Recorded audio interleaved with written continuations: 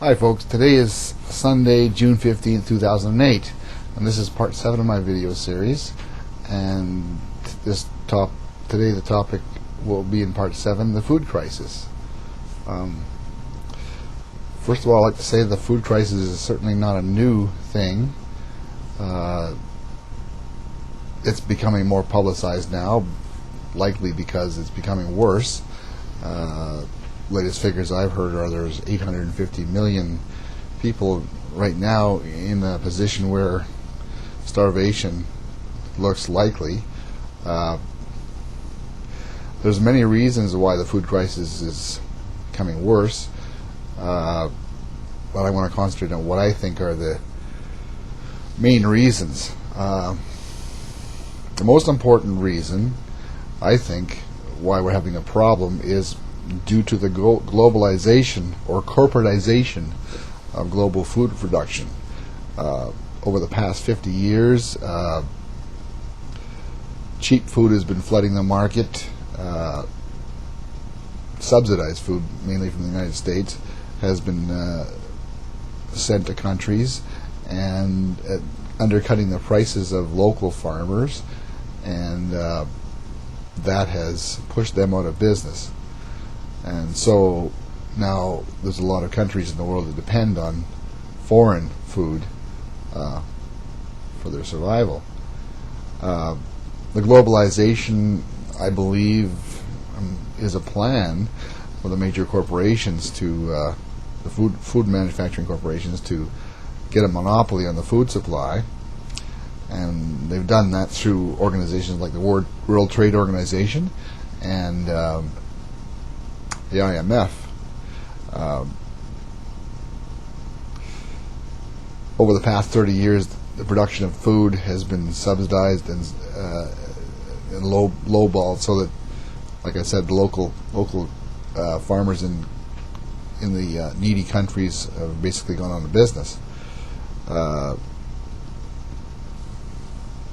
Now they've become totally dependent, or mainly dependent on external food supplies. And of course, step 2 of the process of this globalization is basically gouging for the cost of food and things like fertilizer, that sort of thing, under the guise of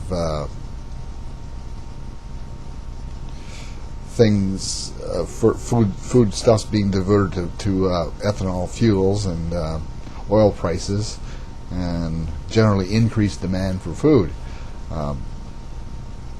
Certainly the ethanol production legislated by the United States is going to hurt things, but I understand, what I've understood so far is that there's only about 3 or 4% of what would normally be used as food is being produced in ethanol right now. The target figure is 35%, but it's not at that high yet. So I don't really see that the food prices would be impacted that heavily by that process alone at this point.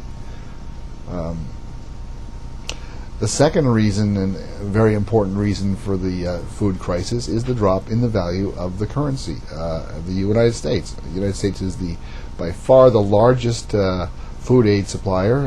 It's over 50% of the world's food aid comes from the United States, and whether it's transfer in kind or whether it's monetary aid, it ends up being valued based on the dollar. And of course, as the dollar drops in value, it buys less, and therefore people that were marginal before are becoming more marginal. So that's the second most reason, that the dollar devaluing is causing shortages, because it just doesn't buy as much as it used to. The marginal countries depend on food aid to survive, so they're either transferring in dollars or they're transferring in actual food supplies itself. And there's another problem with the transfer of food in kind, and that is the arguments over genetically modified food.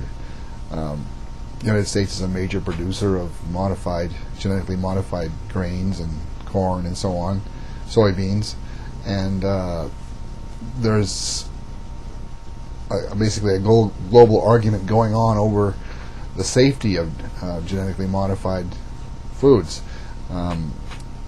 Obviously, proponents of that are saying things like you can get higher crop yields.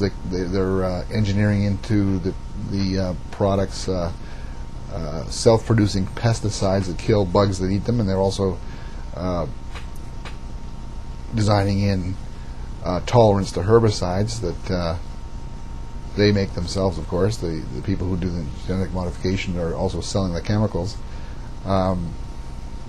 The opponents are saying that genetically modified foods are actually new life forms that are being released into the environment, and they're not really properly tested for human consumption to see if their long-term effects are safe. So the opponents are saying, whoa, we don't want this out there. And so there's been quite a bit of argument about that, and some countries have actually rejected food aid on the basis of knowing that it's genetically modified. So that's another reason why the whole thing is happening.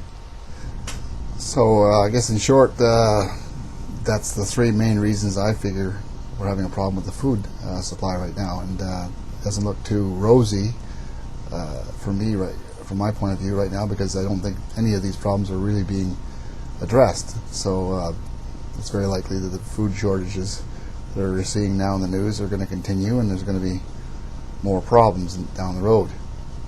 That basically concludes this video about the food shortage or food crisis, and I hope you'll stay tuned for my last few parts, which I'll be talking about possible solutions that the individual can do to help protect themselves from what looks like is coming down the road. Thanks for watching.